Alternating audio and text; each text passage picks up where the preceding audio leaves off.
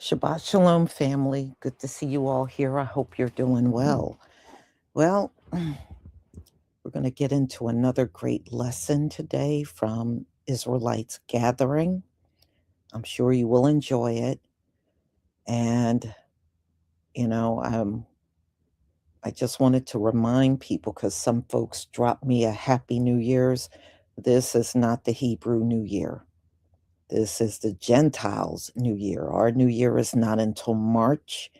Thank you for thinking about me, but this is not our New Year, you know. So I just wanted to, just to say something. I did not respond back, but just to let you know, that's why I did not respond back. This is not our New Year. So anyway, y'all, I'm going to go ahead and share my screen so we can get started.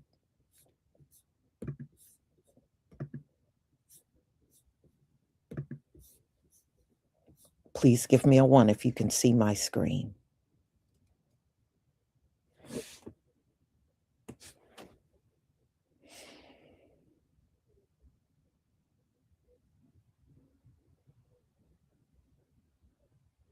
Thank you.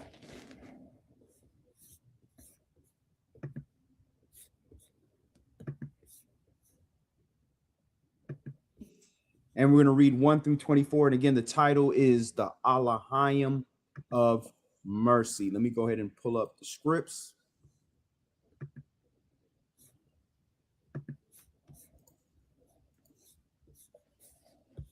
And we're going to read verses 1 through 24.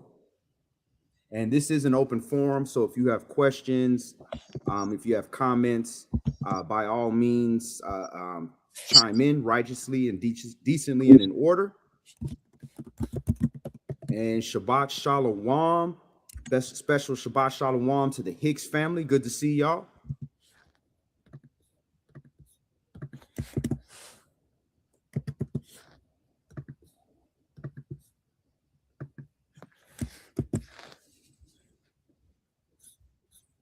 Also, a quick announcement. I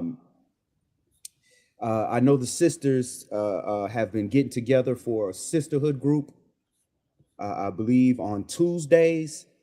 So if any of the viewers, sisters, Cody's, are looking to involve yourself in some sisterhood, it's more geared towards married sisters. Definitely send an email and we can get you in contact with Sister Tafara so that you can get set up for the conference call.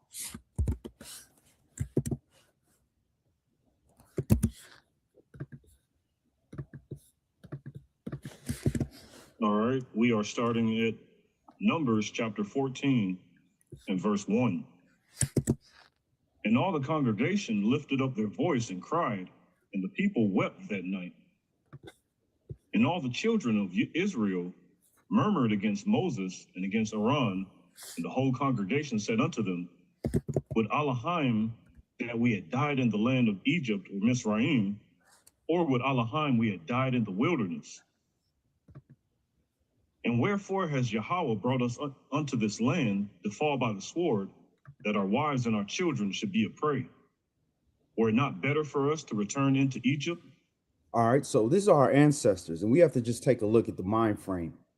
They were just freed out of slavery, captivity, by miracles.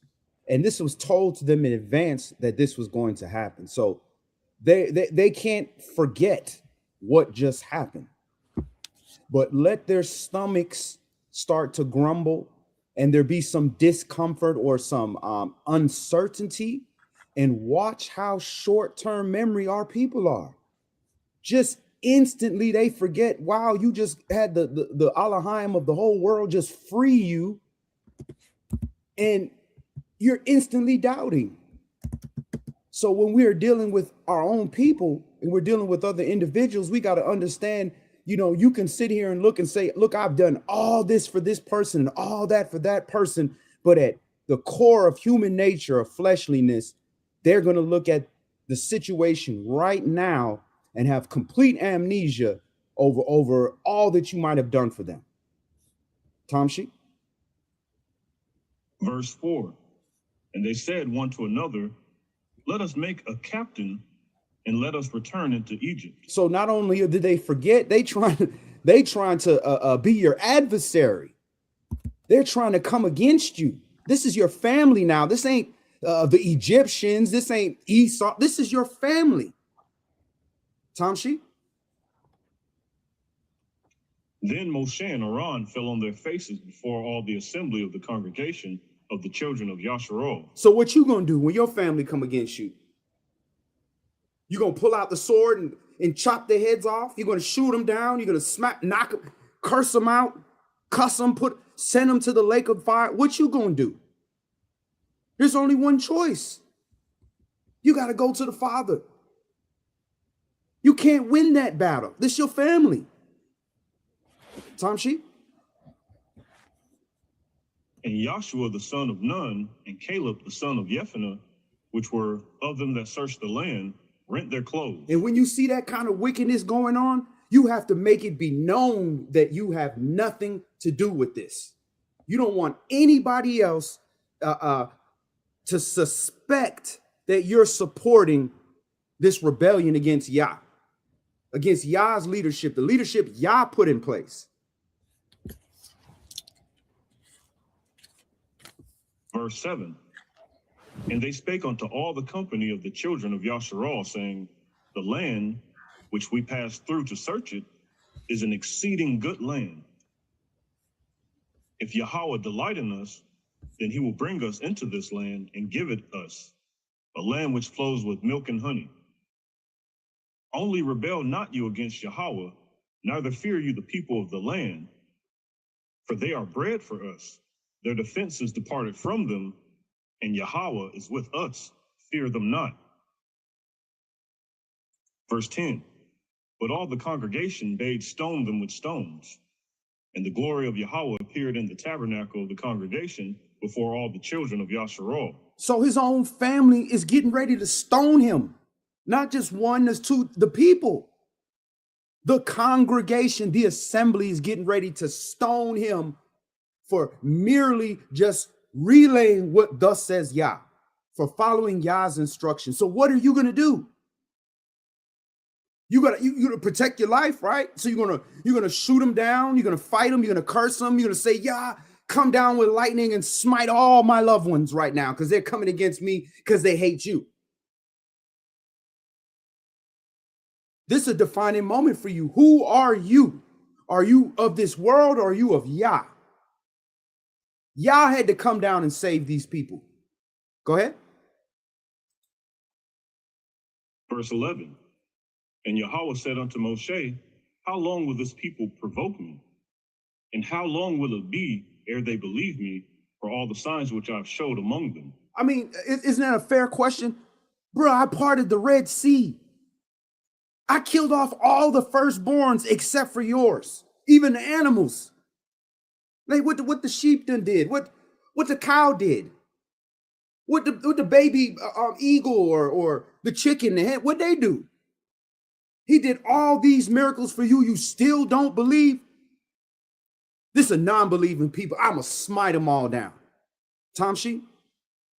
You know, and just to add real quick, you know, that's something that I think we should also ask ourselves when we find ourselves in the midst of situations where we're forced to take a stand and show people who and what we're aligned with. You know, you understand, especially when it comes to our own family, you know, because those are very difficult and challenging things, especially when most of us, like, we know how our people are. We know that people are going to talk about us. We know that people are going to gossip and people are going to hate and all that stuff. But we still have to take that stand and yeah, it's a difficult thing to navigate, but you have to choose. Right. Absolutely. I think a lot of us, just in closing real quick, a lot of us, you really have to ask yourself, do I fear Yah more or do I fear these people and the things they're going to do? Because they're, you know, people are going to judge. And I think most of us had family members that gossiped and talked even when we weren't in the word. So, right. You know, what are you really going to fear? Are you going to put your fear in that, which you know where that goes and where that ends? Or are you going to put your fear in Yah, and actually remember that where he's brought you to and what he's brought you out of. Right. And remember Joshua, the son of Nun, and Caleb, they rent their clothes. They let it be known, look, I do not agree with this. I'm taking a stand. I didn't knock you down. I didn't cuss you out and do nothing. Look, I'm not participating. I'm making it be known I do not agree. You want to replace Yah? You want to do this? You want to do that? Nah, we not with it. We not with the rebellion. All right, where we at? Verse 12? Verse 12. I will smite them with pestilence and disinherit them, and will make of you a greater nation and mightier than they. And guess what? These people trying to kill you. You trying to save them. You doing nothing but following Yah's instruction. And see, you got to understand, they're moving on fear. They don't have all the instruction that Moshe has. Moshe is seeing Yah face to face. He getting wisdom and knowledge and understanding and direction of what to do. And he has faith. They don't have all that. So they're moving with the limited sight that they have. So what are you going to do? When Yah says, look, I'll destroy them, they wicked. I'll destroy them all. And I'm gonna make more people just like you and make you the leader. Then we're going to find out, are you a worldly person or are you a person of Yah? Tom Sheet? Verse 13. And Moshe said unto Yahweh, then the Egyptians shall hear it, for you brought up this people in your might from among them. And they will tell it to the inhabitants of this land, for they have heard that you, Yahweh, are among this people, that you, Yahweh, are seen face to face, and that your cloud stands over them, and that you go before them by daytime in a pillar of cloud, and in a pillar of fire by night. Now if you shall kill all this people as one man, then the nations which have heard the fame of you will speak, saying, because Yahweh was not able to bring this people into the land which he sware unto them, therefore he has slain them in the wilderness. And now I beseech you, let the power of my master be great, according as you have spoken, saying Yahweh is long suffering and of great mercy, forgiving iniquity and transgression, and by no means clearing the guilty, visiting the iniquity of the fathers upon the children unto the third and fourth generation. So he's reminding Yah that this is how you are, Yah. And he's reminding him by being an example of the character of Yah, the character of his word. Yah, Yahweh, is long suffering, of great mercy, forgiving transgressions and iniquity. By no means clearing the guilty. He ain't just letting the wicked just run free. And visiting the iniquity of the fathers all the way to the children, to the third and fourth generation. So he not playing. He ain't no, you can take meekness for weakness if you want and get cut all the way to the third and fourth generation. Now, that's not somebody you want to mess with. But he's long suffering and of a great mercy. So Moshe understands the character of Yah, and he's reflecting that by being long suffering with the children of Israel that just literally tried to stone him, having great mercy of the people that made a whole group and picked a captain of people to go against him, standing in the breach for them.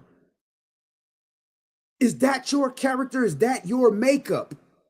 If you can't do that in your house, if you can't do that in your workplace, you can't do that around your brothers and sisters, your fellow household of faith, you think you're going to do the Moshe? We got to start with these little things that we deal with to ensure that we are keeping the character of Yah.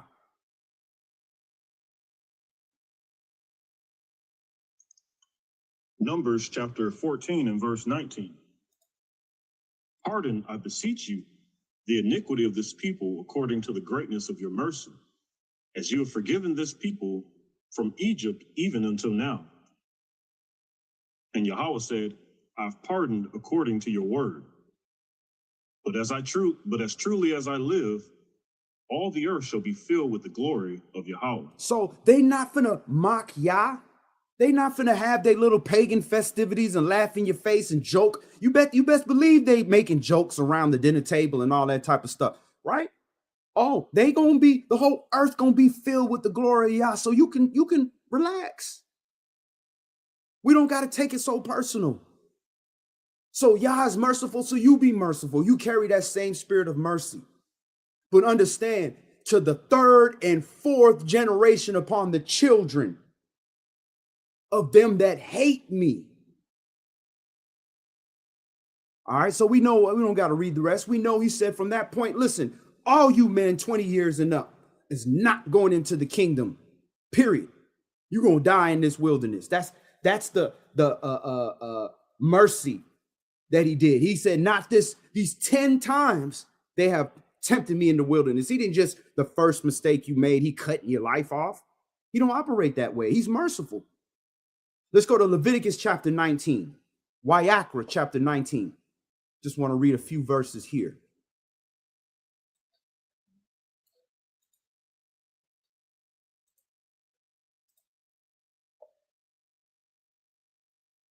And we're going to read 9 through 18. And we want to see this God of mercy and long suffering. He demands that we conduct the same level of character in how we deal with our loved ones and the people around us.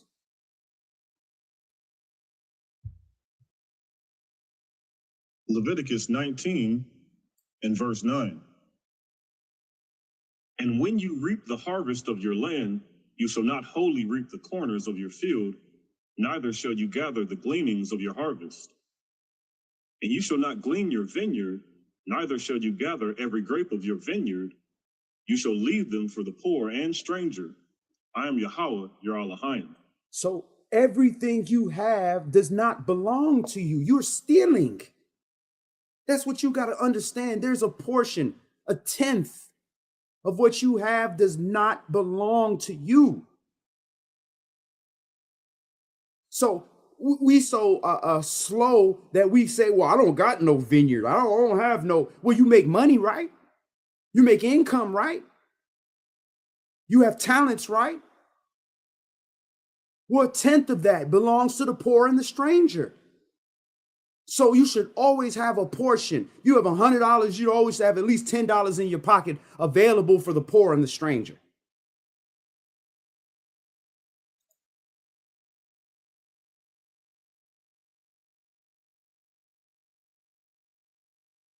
Verse 11. You shall not steal, neither deal falsely, neither lie one to another. It's no coincidence said that right after it talks about making sure that you don't glean everything and leave something for the poor and the stranger. Don't steal from that poor person. A tenth belong to him. Don't deal falsely with the person and lie to them. No, I ain't got it. Oh, well, he probably gonna go buy crack. That's not, it don't say in here for you to judge what that person's gonna do. Obviously, if you see the person is literally in the midst of doing it, then you don't want to participate. But other than that, they so addicted to the drugs, they might have spent all their money on drugs and don't have money for food or something to drink. So you doing it not for the person per se, you doing it because this is the commandment, this is the love. You would want somebody to do that for your loved one if they was out there strung out or mentally ill or whatever situation they're dealing with. I just wanted to add something real quick to the point you made just before this about gleaning the vineyards and the fact that not everything belongs to us and that we should give a tenth. Just wanted to add a scripture. It's 1 second. First Chronicles chapter 29 and verse 14, and I believe it's King David is praying this, but he says, who am I and what is my people that we should be able to offer so willingly after this sort? For all things come of you, and of your own have we given you. So that just illustrates the fact that everything that we even have to give in the first place does come of Yah, and he only asks 10%. Praise Yah.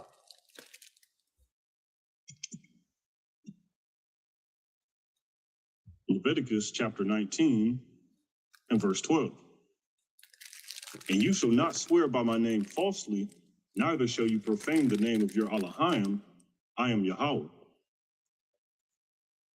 You shall not defraud your neighbor, neither rob him, The wages of him that is hired shall not abide with you all night until the morning. You shall not curse the deaf, nor put a stumbling block before the blind, but shall fear your Alahym. I am Yahweh. You shall do no unrighteousness in judgment. You shall not respect the person of the poor, nor honor the person of the mighty, but in righteousness shall you judge your neighbor. Isn't that how we feel? Don't that be the time we get the most angry, when somebody's giving us unrighteous judgment or blaming us for something that we didn't do? You know, acting like it's different because it's you instead of them or some other group of people or somebody with more money or whatever. You wouldn't want nobody treating you like that. So this is why you have to treat other people in that fashion, because that's how the Most High operates.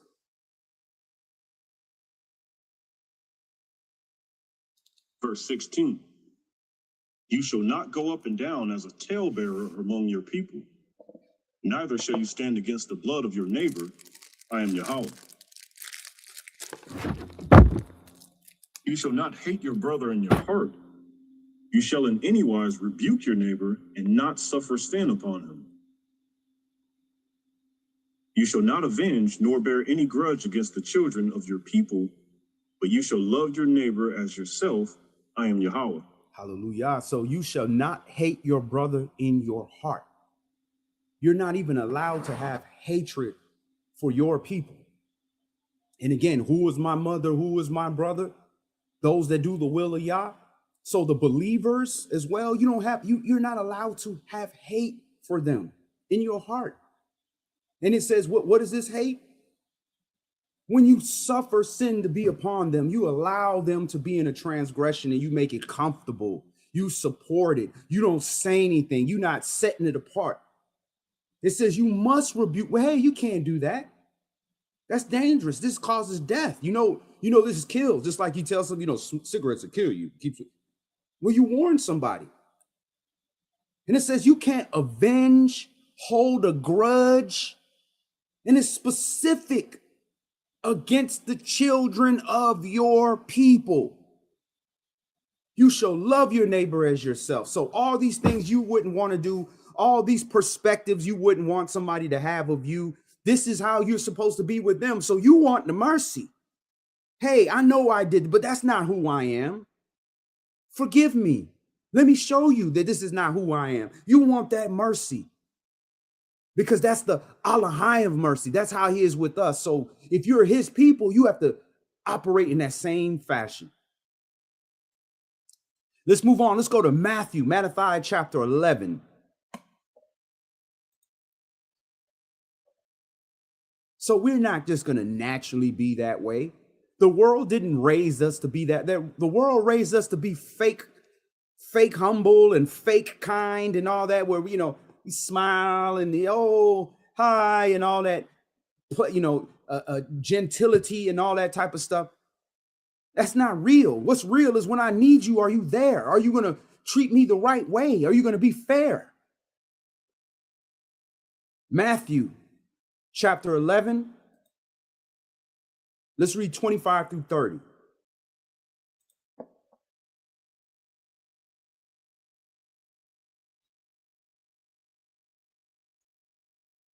All right, Matthew chapter 11 and verse 25.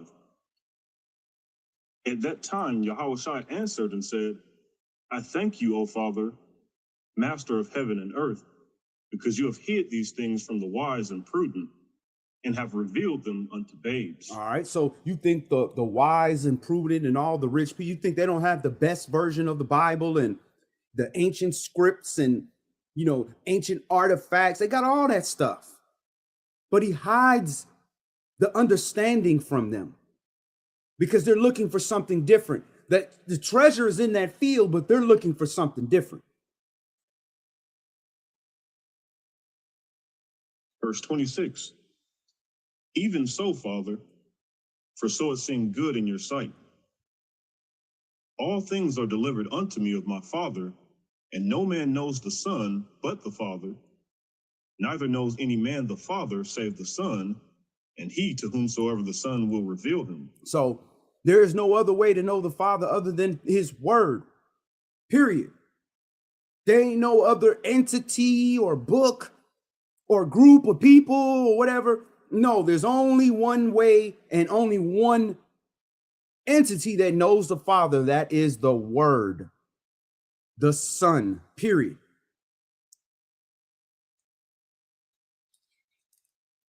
Verse 28, come unto me, all you that labor and are heavy laden, and I will give you rest. Take my yoke upon you and learn of me, for I am meek and lowly in heart, and you shall find rest unto your souls. So he's telling you how to give you peace. Remember, he said, I come to give you peace, not the peace that the world gives you. The world say, hey, shoot this guy. He won't be in your problem no more. Now you got peace. The world say, lie on this man so you'll get more money so you can make your situation better, right? That's what the world say. Do what you got to do. It's just business, right? That's what the world say. He's saying the opposite. Nah. Let go of those burdens. Those burdens, this person owes me. This person did this to me. I got to get him back. I can't, let him go and this, that. Let all that stuff go. You heavy laden. You laboring to carry all that baggage with you. He's telling how to give you rest. How you get rest is to take Yahweh Shai's yoke, the yoke that the word gives you. Learn of this word, learn of him and this mercy, this Alahym of Mercy. He's meek and of a lowly heart. So there's your answer. Remain meek and with a lowly heart, and you'll have rest. But when how dare they do that to me, and I'll never let nobody get away with this and that, and all the pride and posturing, it's a burden. It'll wear you out. And correct me if I'm wrong, but I think a lot of that burden comes from the fact that a lot of people in the world believe that they have to do everything themselves, that they have to take care of everything themselves. That right. When there is a slight or some type of unrighteousness, that they're the ones that have to make things even again, that right. They have to balance out the scales. And, that's simply not true. Right. One of the things that I noticed the difference between people who choose to follow and walk this path is that, we realize we have an advocate with the Father through his word. His word is that advocate, and turning to that releases so much of that burden, in my experience. Amen. Amen. All right, Tom Sheep, finish that last verse. Verse 30, for my yoke is easy and my burden is light. That yoke is easy. Let go of that pride. Let go of that envy. Let go of that jealousy. Let go of that pain. Let go of that wrath and anger and vengeful spirit and malicious spirit. Let it go. Does that mean that the focus of that energy doesn't deserve it in a worldly sense? In a worldly sense, the world will tell you, right, you're damn right. They deserve that. They deserve to be damned, right? That's what the world would say. But so did we. We deserve too as well. But we received mercy because, praise Yah, we had the Alahym of Mercy. So we have to reflect that. Let's go to Psalms 86, Tehillim 86. Again, learn him. He's saying, learn of me. Learn my meekness and my lowliness in heart. Let's look at that real quick before we go there. I want to see that lowly in heart. Lowly, depressed, humble, base, low degree. So humble, meek and humble, meek, harmless, humble. Learn of him. All right, so let's learn. Let's go to Psalms, Tehillim, chapter 86.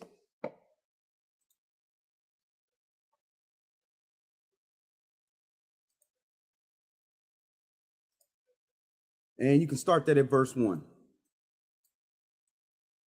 All right, Psalms chapter 86 and verse 1. Bow down your ear, O Yahweh, hear me, for I am poor and needy. Preserve my soul, for I am holy. O you, my Alahym, save your servant that trusts in you.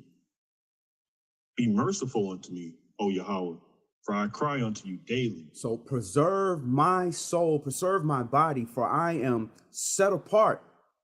O my Alahym, save your servant that trusts in you. When you trust in yourself, the flesh can lead you off course because you trust in that GPS, the flesh GPS. But see, the GPS is supposed to be taking you to a location, but the flesh is taking you to a feeling or emotion, which may take you to the destination or not. That's not what it's for. So we have to put our trust in Yah so that, like Brother Cassette said, it ain't all on you. You not the equalizer. The world not the scales of good and evil not going to tip if you don't avenge evil. Every time somebody, who do we think we are? That's just justifying the flesh. Verse 4. Rejoice the soul of your servant, for unto you, O Yahweh, do I lift up my soul. For you, Yahweh, are good and ready to forgive, and plenteous in mercy unto all them that call upon you. Give ear, O Yahweh, unto my prayer, and attend to the voice of my supplications. He said, for you are good and ready to forgive, and plenteous in mercy unto all that call upon you. He's showing you the character of his kingdom.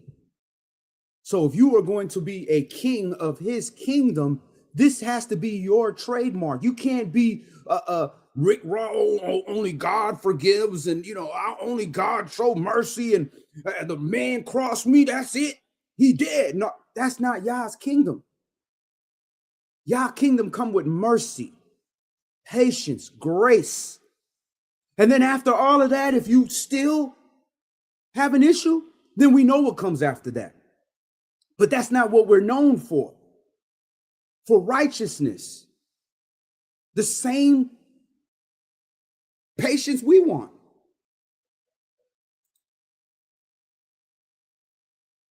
Verse 7. In the day of my trouble, I will call upon you, for you will answer me. Among the gods, there is none like unto you, O Yahweh. Neither are there any works like unto your works. All nations whom you have made shall come and worship before you, O Yahweh, and shall glorify your name. For you are great and does wondrous things. You are Alahym alone. Teach me your way, O Yahweh. I will walk in your truth. Unite my heart to fear your name. I will praise you, O Yahweh, my Alahym, with all my heart, and I will glorify your name forevermore. For great is your mercy toward me, and you have delivered my soul from the lowest hell. O Alahym, the proud are risen against me, and the assemblies of violent men have sought after my soul, and have not set you before them. So we believe, because it's not necessarily our family or loved ones, it might be an enemy or a system that rises up against us. We violent men, that we have to be worldly, that we automatically have to go straight to being worldly because of who we're dealing with. You have to leave some level of space for Yah to show his hand in things. That means you might have to be in a little bit of danger. And that's not for somebody that doesn't have faith or doesn't have belief.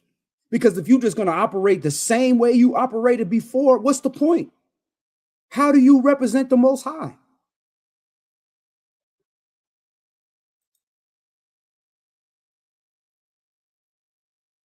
Verse 15. But you, O Yahweh, are an Alahym full of compassion and gracious, long-suffering, and plenteous in mercy and truth. So if Adonai, the word, is an Alahym full of compassion, gracious, long-suffering, plenteous in mercy and truth, and this is the brand, and somebody come up to you and just replace this brand, we like the term we always use, McDonald's, Burger King, whatever.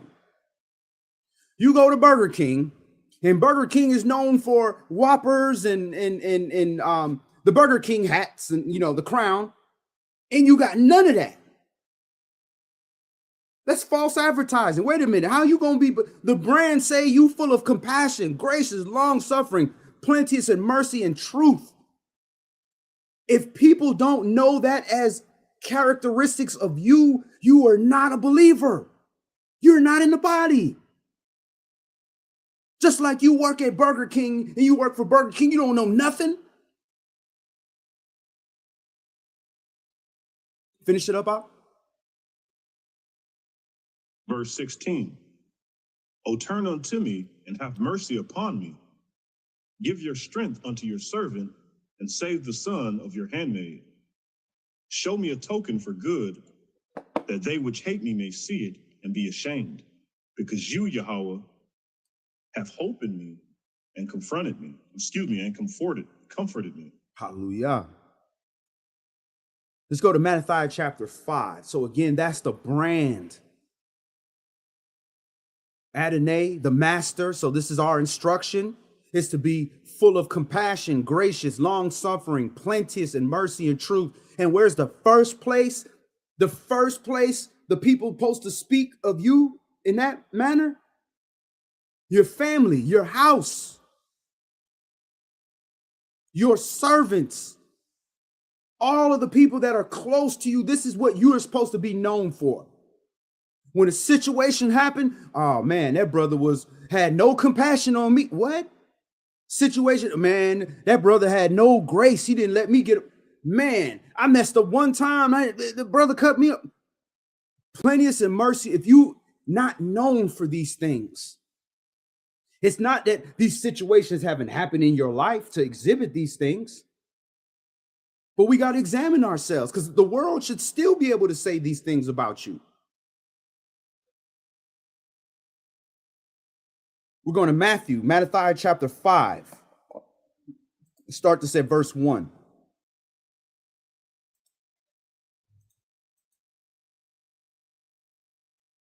So again, what good is you work at Burger King? You can't do nothing with burgers. You make tacos. What I make tacos, everybody loves tacos where I'm from. But you work for Burger King.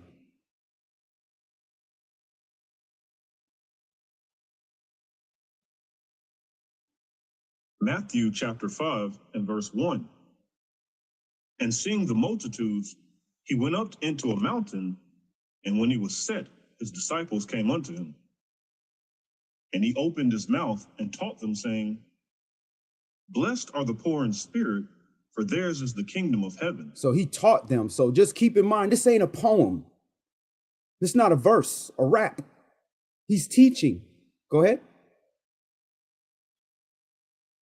Blessed are they that mourn, for they shall be comforted. Especially when you mourn for other people, you share the burden with family members, when it's a tough time, with friends, when they need somebody, and you mourn with them, and you carry that burden.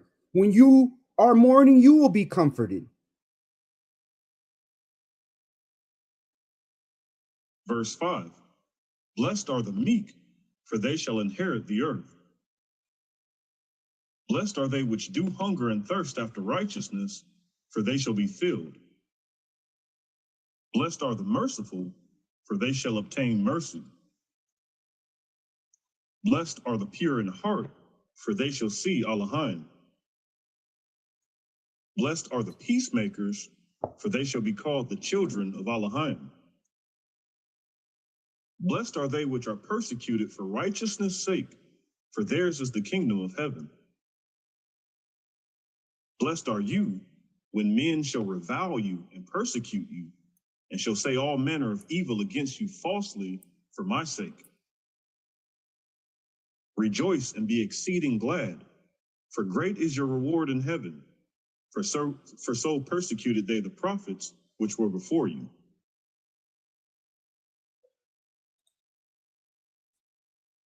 Verse 13. You are the salt of the earth, but if the salt have lost its savor, Wherewith shall it be salted? It is thenceforth good for nothing but to be cast out and to be trodden under foot of men. All right, so we the salt of the earth, we the saltiness, right? But what good is us? What good is salt if there's no flavor? It's like putting sand on top of your food. You put salt, you want to preserve, you want to taste some saltiness. So replace that saltiness with mercy and grace. So it's supposed to be mercy and grace, but instead it's getting worldliness and revenge and anger and wrath. Then what good is it? That's why we were casted out. That's why the world is in the condition that it's in, because there's no mercy, no righteous mercy. Mercy has a limit too. It don't mean you just do wickedness forever. He's telling you punish to the third and fourth generation. But there's righteous mercy that has to be acted in the earth. And that's not what's going on. There's no saltiness in the earth. It's just dead sand. And you can't grow in sand. Verse 14. You are the light of the world. A city that is set on a hill cannot be hid. Neither do men light a candle and put it under a bushel, but on a candlestick, and it gives light unto all that are in the house. Let your light so shine before men that they may see your good works and glorify your Father which is in heaven. So again, the salt, the gracefulness, the mercy, the royalty, the royal priesthood. This is what we're supposed to be exhibiting. And it's not just to the nations. In our individual lives, even our workplaces, all that, just because we work with the heathen, you're not gonna be a man of mercy and grace, tactfulness, love. Let your light so shine before men so they can see your good works and glorify your Father which is in heaven. Look, I didn't know anything about the Most High, but after watching you and how you conducted yourself, you giving all the glory to this entity. So now that I'm looking in this entity, I'm realizing, hey, I know that this is the Most High, and they learning through you. You know, I think it's important to add also that in choosing to walk this path and in choosing to be that light, one also has to accept that this path also comes with persecution, and that there are going to be people that seek to despitefully use you and take advantage of you. But the one thing that we have to realize is that despite dealing with people like that who may think they're getting over on us, or think they're using us, or think they're getting some type of come up or benefit, realize that those people are only acting ultimately against themselves. Because when they go against someone who's going against us, who can really be against us when God is with us? When Yahweh is with us, no one can truly be against us. So realize, that's part of the mercy as well, is just realizing that even those people who may act like that towards us, they don't even realize truly what they're doing in that state, if that makes sense. Absolutely. Just looking at the light analogy, right? When we all sitting in a dark room, whatever reason, we sleeping or we all watching a movie or whatever, and then somebody just comes in and cuts on the light. The first thing everybody, hey, everybody starts squinting, cut off the light, cut off the light. But does that mean that every time they see a light, they're going to cut it off? When they go to the bathroom, they're going to cut on the light. When they wake up in the morning and wake up in the middle of the night to go do, they're going to cut on the light. When they're going to go drive in the street, they're going to cut their brights on. This is a fleshly reaction. And what we have to learn is what that light is for, how to control that light, how to use it, how to adjust. Sometimes we get hit with light that's too bright, so we got to cut it off. What if the light needs to be on? What if you need to adjust your eyes to the light? It's time to see. They about to come in here and start shooting or something. You need to see what's going on. But if you're just going to react to how the body giving you pain, saying squint, hurt, headache, turn off, uncomfortable. So just because they don't understand doesn't mean that they can't be taught this. All right, Tom Shee. Matthew chapter 5 and verse 17. Think not that I am come to destroy the law or the prophets. I am not come to destroy, but to fulfill. For verily I say unto you, till heaven and earth pass, one jot or one tittle shall in no wise pass from the law, till all be fulfilled.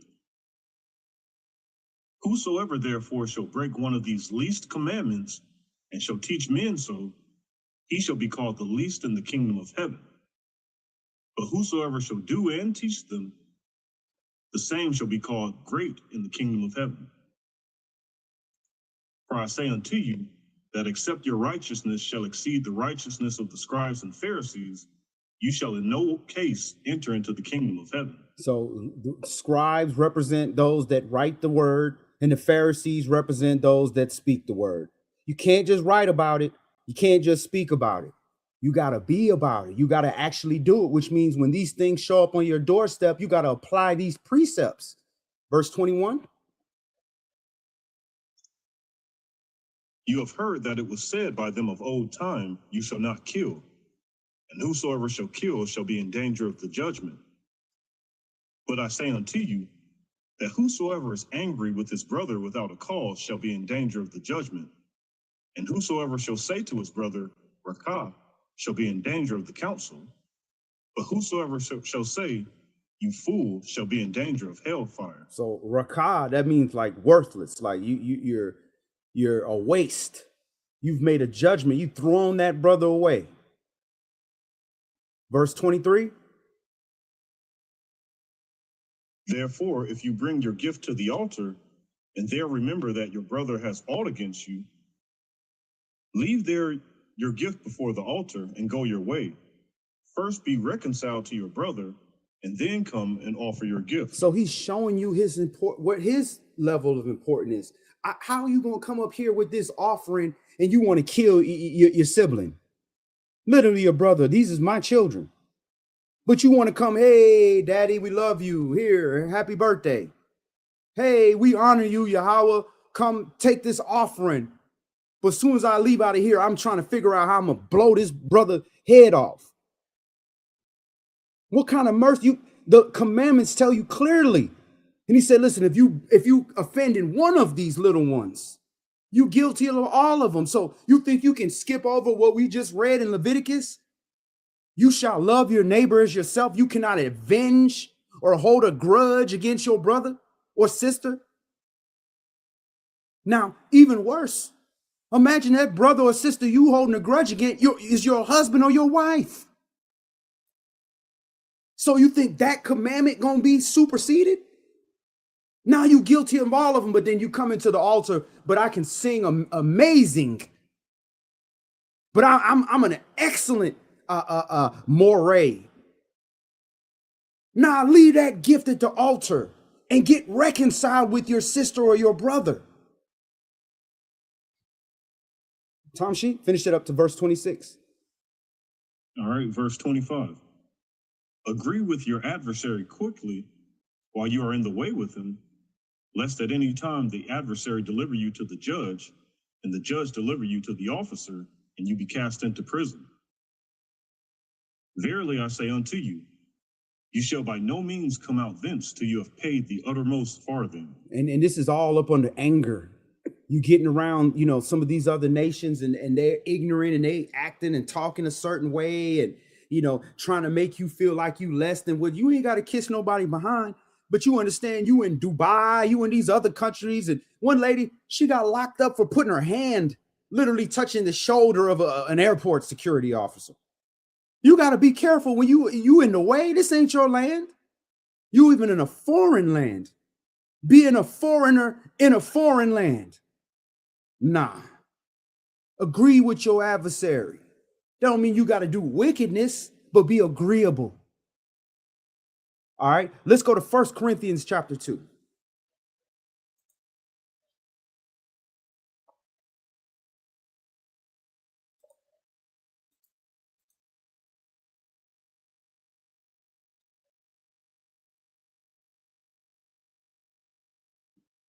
All right, 1 Corinthians chapter 2 and verse 1. And I, brethren, when I came to you, came not with excellency of speech or of wisdom, declaring unto you the testimony of Alahym. For I determined not to know anything among you, save Yahushua Mashiach, and him crucified. And I was with you in weakness and in fear and in much trembling.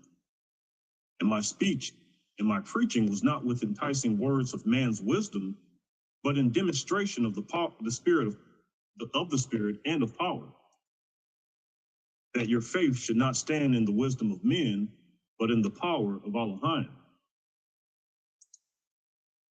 Howbeit we speak wisdom among them that are perfect, yet not the wisdom of this world, nor of the princes of this world that come to naught. But we speak the wisdom of Alahym in a mystery, even the hidden wisdom which Alahym ordained before the world unto our glory, which none of the princes of this world knew, for had they known it, they would have not crucified the Master of glory. All right, so this wisdom is a mystery unto them. That's why, we're not going to have 1 million viewers watch. It's a mystery. They're not interested in these type of things. This wisdom, you can't share that with everybody. All right, Tom Sheep. Verse 8. Verse 9. But as it is written, eye has not seen, nor ear heard, neither have entered into the heart of man the things which Alahym has prepared for them that love him. But Alahym has revealed them unto us by his Spirit, for the Spirit searches all things, yea, the deep things of Alahym. And that's how you have the Spirit. You searching the deep things of Alahym. We're not talking about the metaphysics of how no, we're talking about really looking at the deep things that are important to Yah, of how to operate in that mercy, how to operate in that glory of the Most High, how to be royal, how to fight the flesh and be the example of Yah's kingdom here on earth. And he revealed this to us by his Spirit. Only his Spirit will have us, the world will put makeup on. We'll look the other direct, cut the light off so they don't have to deal with the ugly things of the flesh. Only a Spirit, which is a light, will allow you to see that.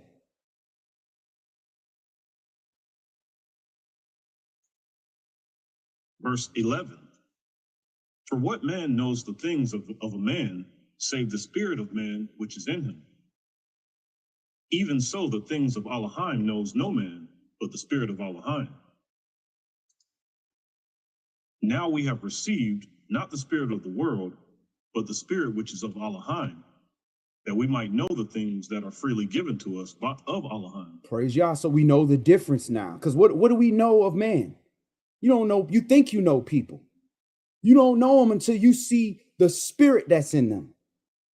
When they taking on a demonic spirit, or they taking on a Holy Spirit, or they taking on a repentant spirit, or a contrite, you don't know. You got to try the Spirit by the Spirit. So it's the same thing of man. He don't know you. All he knows is, do I see the Spirit of Yah there? Verse 13.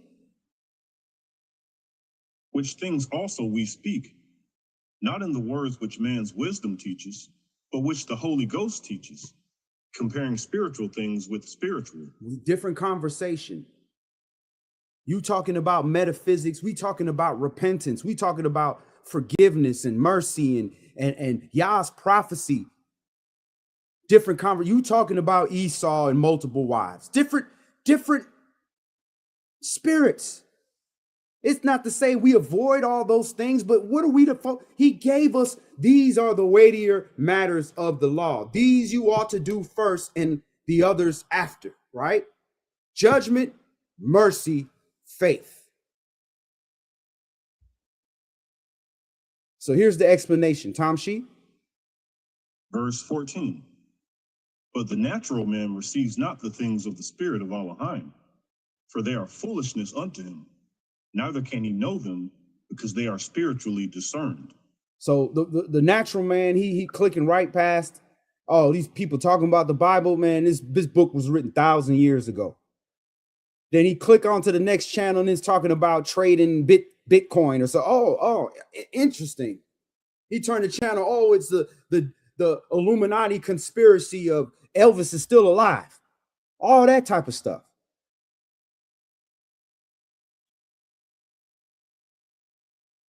Verse 15. But he that is spiritual judges all things, yet he himself is judged of no man. For who has known the mind of the Adonai, that he may instruct him? But we have the mind of Mashiach. Hallelujah. All right, let's go to Yohanan, John chapter 13.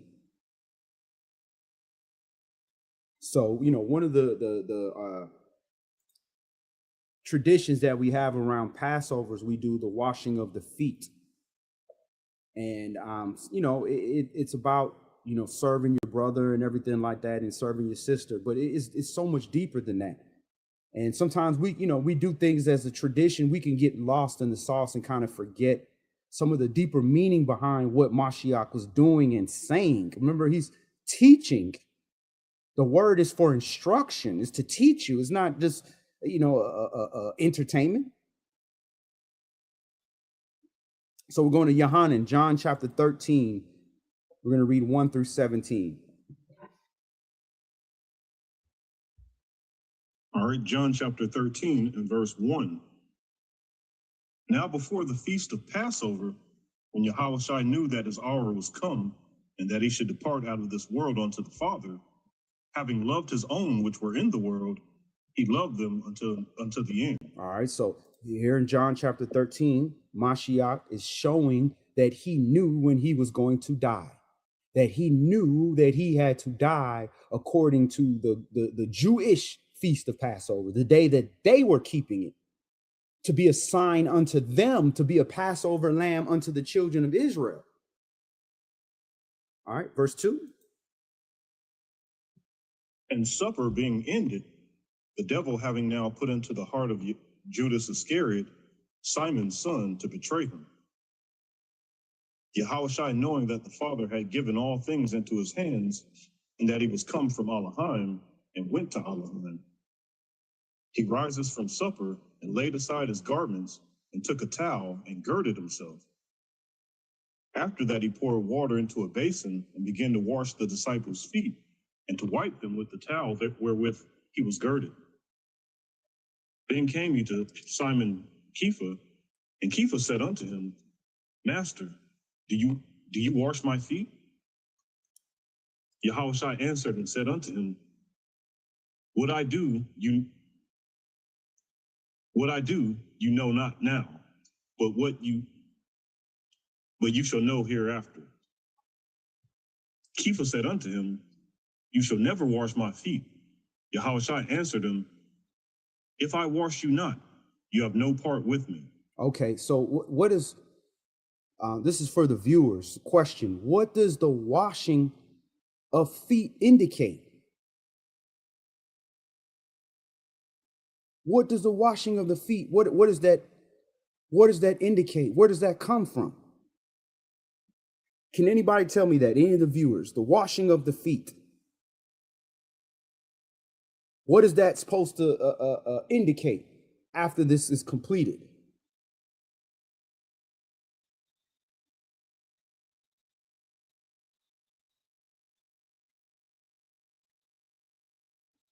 And Shabbat Shalom, brother Yafi Yehuda, good to see you.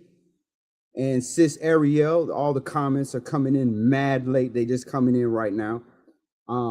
Brother Andre Brown, Shabbat Shalom family, as always, Dre Day, Shalom, Shalom.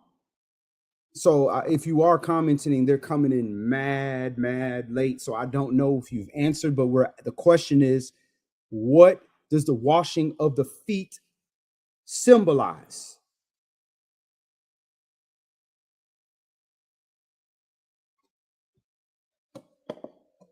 I'll give a few seconds. It looks like the comments are behind.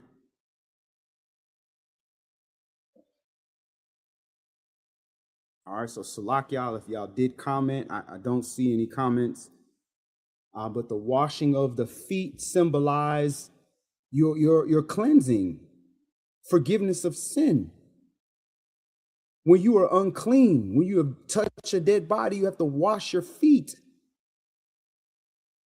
So he is, Kepha is saying, you'll never wash my feet. And Mashiach is like, well, if I don't wash your feet, you got no part in me. Because you about to sell me out. You about to turn your back on me 3 times in a row. If I don't forgive your trespass, you a dead man. All right, Tamshi. Verse 9. Simon Kepha said unto him, Adonai, not my feet only, but also my hands and my head.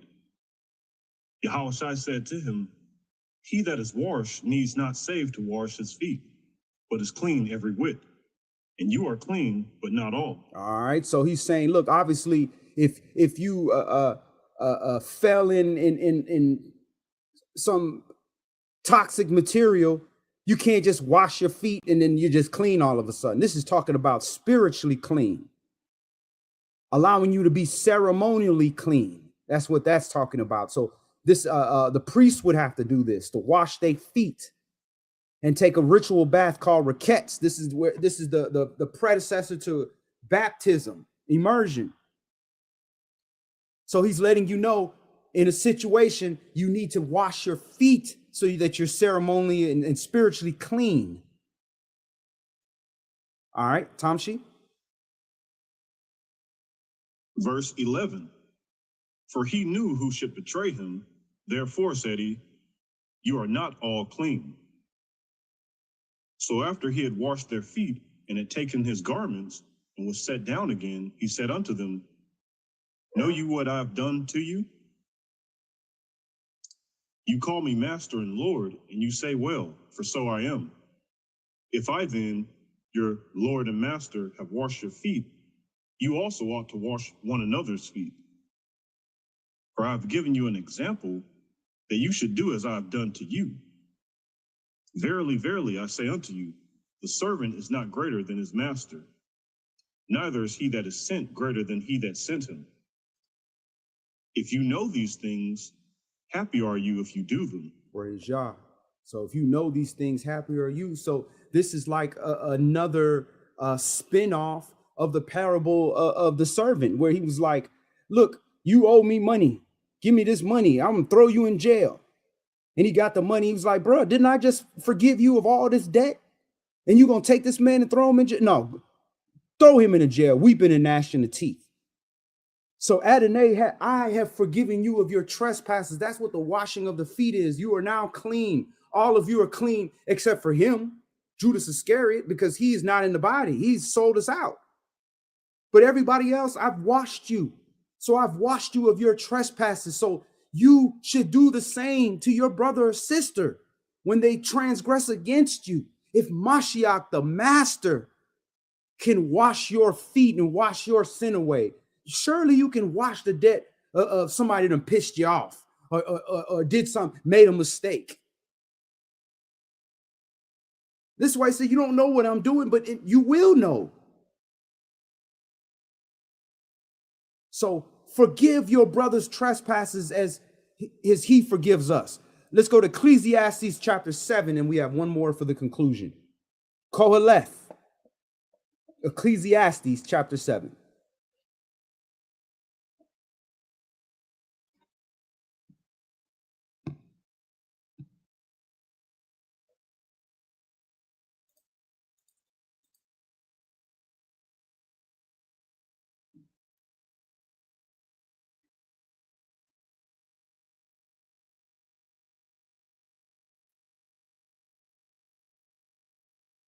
We starting at verse 1. Yes, sir. All right. Ecclesiastes chapter 7 and verse 1. A good name is better than precious ointment, and the day of death than the day of one's birth. It is better to go to the house of mourning than to go to the house of feasting, for that is the end of all men, and the living will lay it to his heart. Sorrow is better than laughter, for by the sadness of the countenance, the heart is made better. The heart of the wise is in the house of mourning, but the heart of fools is in the house of mirth. It is better to hear the rebuke of the wise than for a man to hear the song of fools. It's better, but see, what do? We have more power in our hands. So what do? We get rid of the wise, because every time he come around, he rebuking me of my foolishness, right? And then we go put on the song of fools in our ears, in our ear pods, and on TV, in our cars, in our stereos, and we listen to all the foolishness rather than feel uncomfortable for the moment to have to think about the things that we're doing wrong. So for a few seconds of feeling embarrassed, you willing to risk eternity.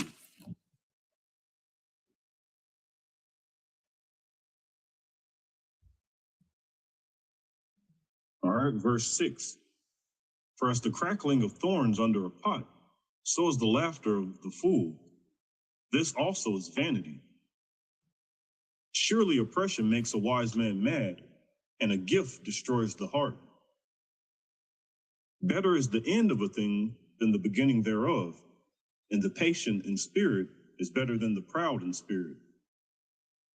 Be not hasty in your spirit to be angry, for anger rests in the bosom of fools. So be not hasty in your spirit to be angry, because we don't know the end of a matter. It say better is the end of a matter, because then you know Yah's his will, because it's done.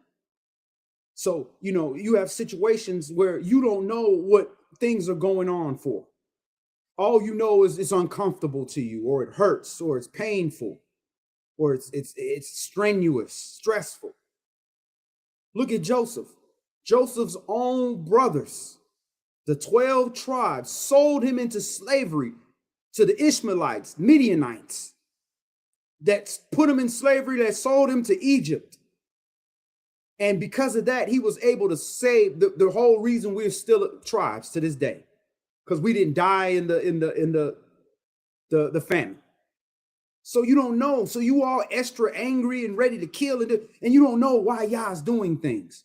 If somebody's in wickedness, he said he's not gonna pass the wicked. He gonna deal with them.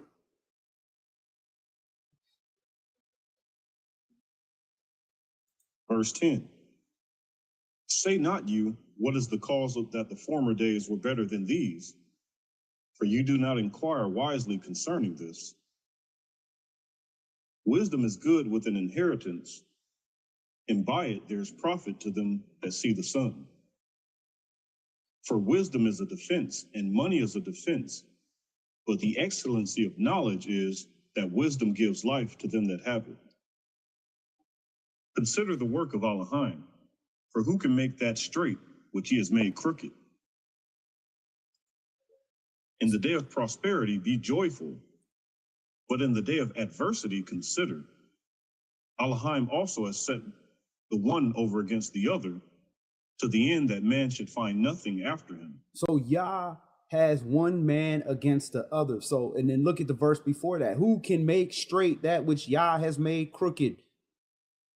So Yah is involved. He made these entities. So you not the judge. You judge the matter, not the people. That's not your job.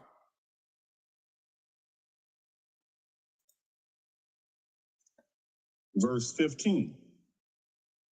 All things have I seen in the days of my vanity. There is a just man that perishes in his righteousness, and there is a wicked man that prolongs his life in his wickedness. Be not righteous over much, neither make yourself over wise. Why should you destroy yourself? So how do you be righteous over much? Well, this standard of righteousness is already the highest standard you can get to.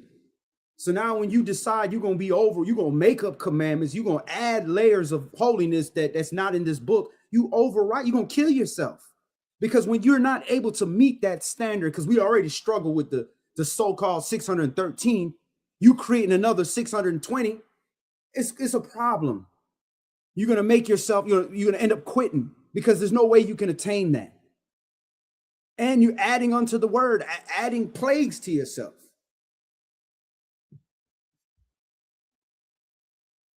Verse 17. Be not overmuch wicked, neither be you foolish. Why should you die before your time? All right, so sometimes I'm not saying I'm justifying violence or anything like that, but there's times where Yah's like, look, something got to be done. Okay, do what you got to do and move on. You have to get in a conflict or altercation. Do what you got to do, finish and move on. But when you want to take it, you going and you trying to fight everybody, burning, you jump, running in, build like a wild animal, trying to kill her. You over wicked. You going too far. This will get you killed. Verse 18.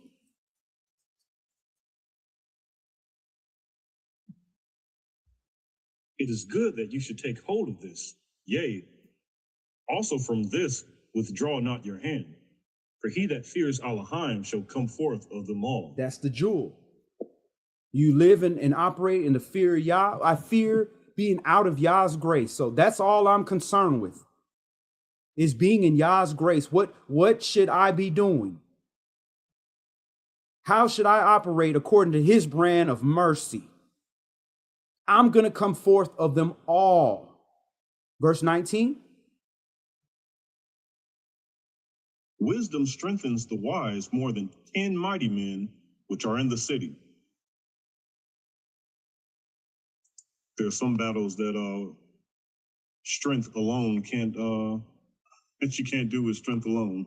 I'm telling you, listen, I work out. I've attained a pretty decent athletic build at times. Not now, but I've done that. And I'm telling you, it didn't get any easier fighting temptation. I didn't get strength. The temptation seemed to get worse. So like you said, some strength is not going to be, you ain't going to be able to work that out in the gym. No. Verse 20. For there is not a just man upon earth that does good and sins not. Ain't nobody perfect. So if you know that, how are you going to be not forgiving people? You not perfect, or of the scriptures a lie.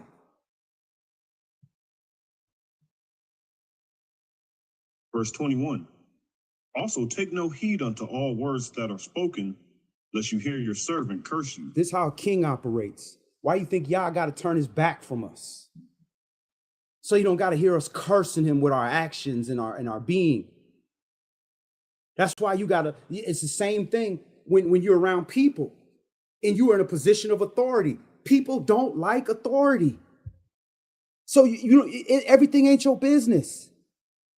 If the people in the back, you the manager, the people in the back is talking, what is you listening at the door for? What you think they gonna say?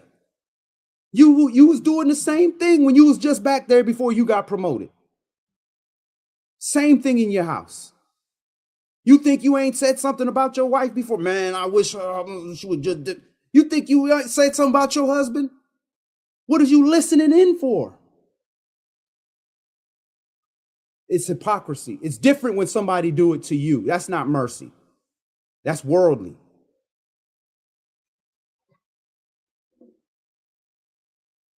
Verse 22. For oftentimes also your own heart knows that you yourself likewise have cursed others. All this have I proved by wisdom. I said I will be wise, but it was far from me. That which is far off and exceeding deep, who can find it out? I applied my heart to know and to search and to seek out wisdom and the reason of things, and to know the wickedness of folly, even of foolishness and of madness. All right, we can stop there. Let's go to the conclusion. Let's go to Matthew chapter 7. You can't hold everything that people say. What he said, listen, somebody got something to say to me, they'll tell me. It's going to come back to you eventually, but you can't take heed to all that. People, some people communicate differently.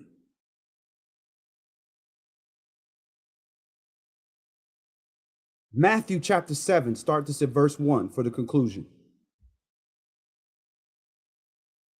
Judge not, that you be not judged. For with what judgment you judge, you shall be judged. And with what measure you meet, it shall be measured to you again. So are you going to be met by the Alahym of this world, which has no mercy, of wickedness, of respect of persons and all that? Or are you going to judge and measure according to the Alahym of mercy, with mercy and grace and patience and long suffering? You got to pick one of them, one of those measurements, like those tape measures, two of them. You got to pick one. And the one you walking around using, that's what's going to be used for you. That's what should be in your mind. And then maybe you can consider, you know what? I've been through there. I've done that. I would feel the same way too. When a poor man steals and you've been poor before, you understand. I can see how he feels tempted to steal.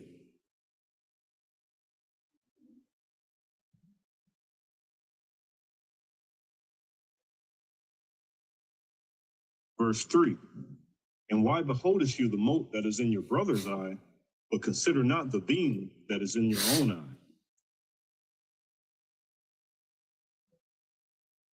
Or how will you say to your brother, let me pull out the mote out of your eye, and behold, a beam is in your own eye?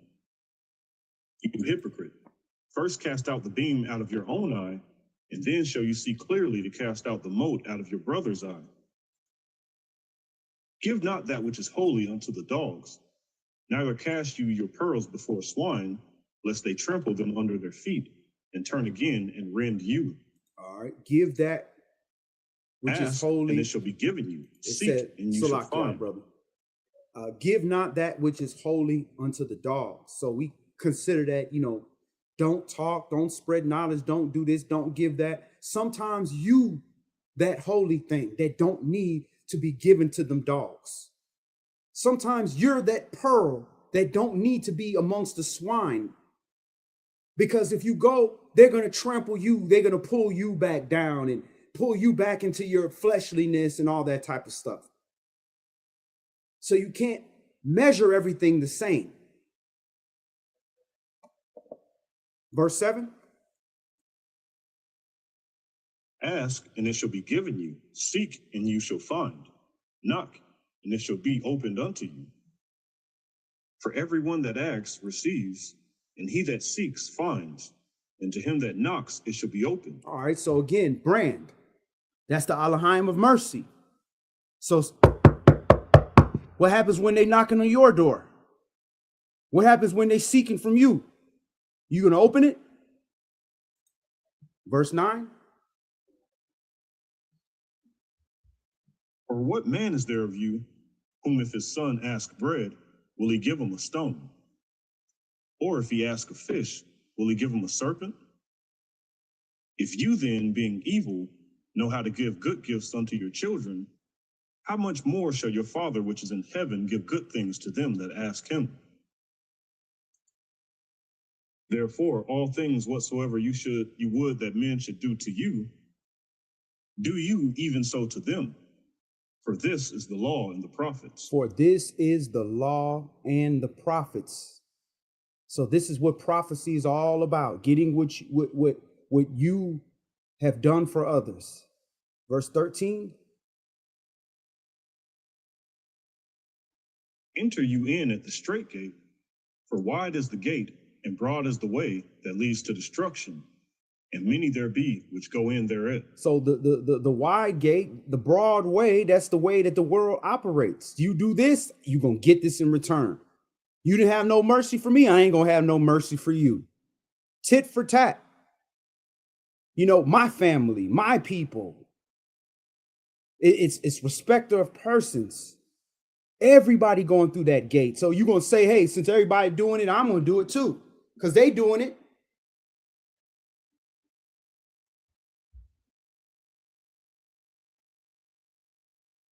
Verse 14. Because strait is the gate, and narrow is the way which leads unto life, and few there be that find it. Beware of false prophets which come to you in sheep's clothing, but inwardly they are ravening wolves. So the sheep's clothing is the brand, the Israelite, the man of Yah, the sister Yah, all that, the shalom, and all that. That's the sheep's clothing. But the ravening wolves is, how are you operating? Are you operating in mercy? Because when you have mercy for somebody, you know somebody is sick. You're not coming around them sick too. You having some, I don't want them to get sicker, an old elderly woman. You ain't coming down there with the flu. You having some kind of care or compassion for the person. So I don't care what you say to tell me shalom and then cough in my face with COVID. Nah. That's worldly fakeness. Verse 16, you shall know them by their fruits. Do men gather grapes of thorns or figs of thistles? So is it fruit of the Spirit? The fruit of the Spirit got several definitions, descriptives, and nutritional, spiritually nutritional values. If they not coming according to them fruits, do men gather grapes of thorns, figs, and thistles? Well, the world does. They heaping it up. That's what they value. Verse 17. You shall know them by their fruits. Verse 17. Even so, every good tree brings forth good fruit, but a corrupt tree brings forth evil fruit. A good tree cannot bring forth evil fruit, neither can a corrupt tree bring forth good fruit. Every tree that brings not forth good fruit is hewn down and cast into the fire. Wherefore, by their fruits you shall know them. Not everyone that says unto me, Master, Master, shall enter into the kingdom of heaven, but he that does the will of my Father which is in heaven. He that does the will of my Father which is in heaven. That's who's going to enter the kingdom. So you have to ask yourself, are you doing the will of the Father in your life? If you're living in a situation that is abominable or ungodly or unholy, and it don't have to be relationship, it could be the way you're living your life, the food you're eating, how you treat people, the lack of respect for your parents, the lack of respect for your wife or your husband or your brothers and sisters, your fellow households of the saints. How does that reflect? Tom Sheep? Many will say to me in that day, Adonai, Adonai, have we not prophesied in your name? And in your name have cast out devils? And in your name done many wonderful works? Just because you slap Yah's name in it, it don't make it righteous. The will of Yah is righteousness. If you're not doing it in righteousness, that's not the will of Yah.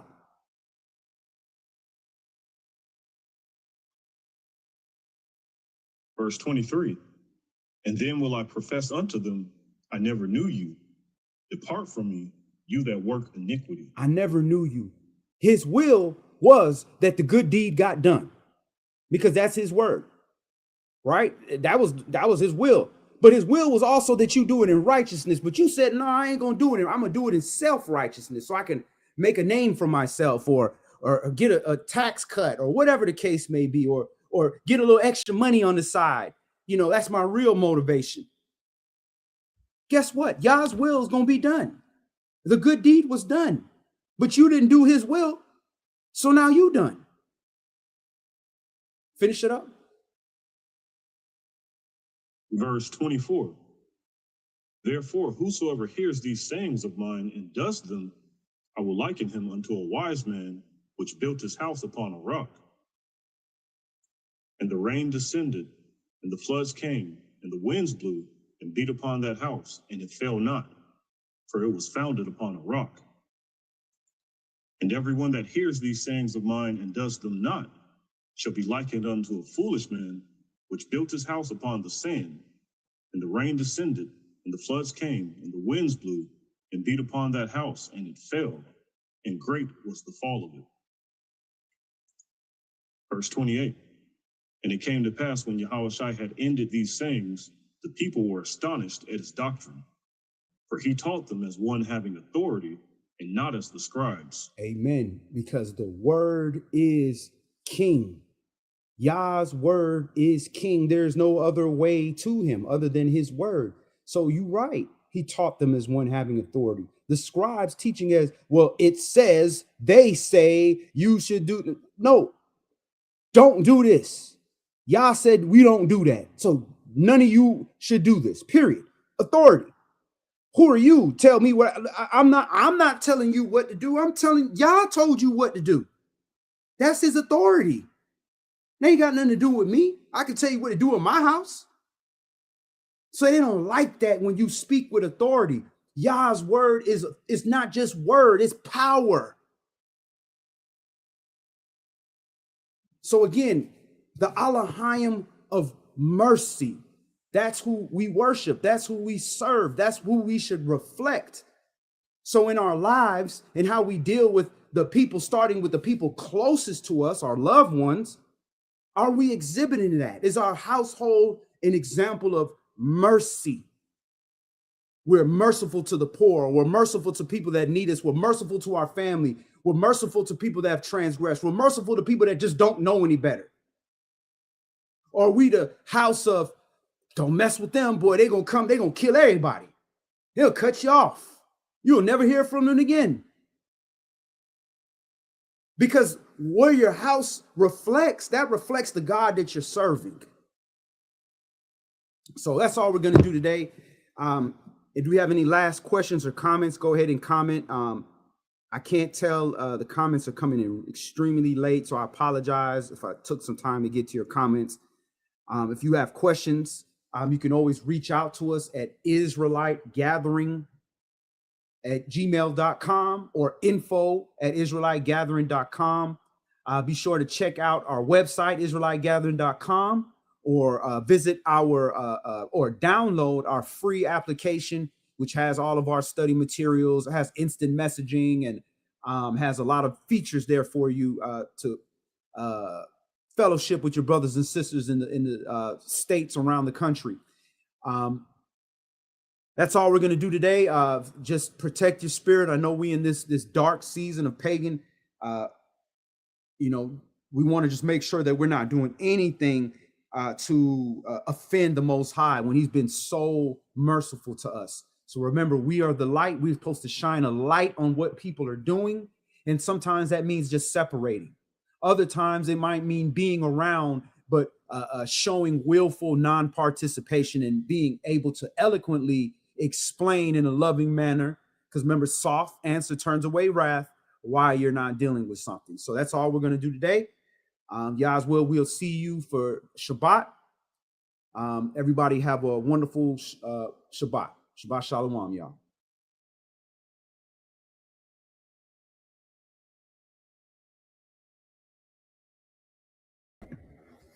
All right.